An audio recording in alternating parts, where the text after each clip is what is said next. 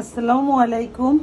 আমার খোকা বাবুর জন্য এই যে পদ্মার পাবদা, আর এই যে এটা চেনেন আপনারা, এটা হচ্ছে তেলা কচুর পাতা দিয়ে আমি এই যে পাবদা মাছ দিয়ে আমার খোকা বাবুর জন্য ঝোল করে দেব।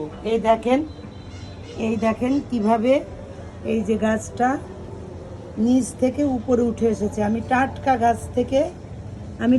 এই গাছ থেকে এই কাঁচি দিয়ে কেটে নিয়েছি। আর নিচে দেখেন অগণিত, এগুলো লাগানো হয় না, কিন্তু আল্লাহর সৃষ্টির জিনিস। দেখেন কি সুন্দর হয়ে এই তারটা বেয়ে আমার এই বেলকুনিতে এসেছে। আর এই যে আমার আঙ্গুর ফল গাছটা মাশাআল্লাহ আবার নতুন করে পাতা গজাচ্ছে। আজকে হবে রেসিপি খোকা বাবুর জন্য টাটকা পদ্মা মাছের, ওই পদ্মার হচ্ছে পাবদা মাছের রেসিপি, তা হচ্ছে তেলা কচুর পাতা দিয়ে। এটা ডায়াবেটিসের জন্য অনেক উপকারী। ভালো লাগলে লাইক কমেন্ট শেয়ার অবশ্যই করবেন। আল্লাহ হাফেজ।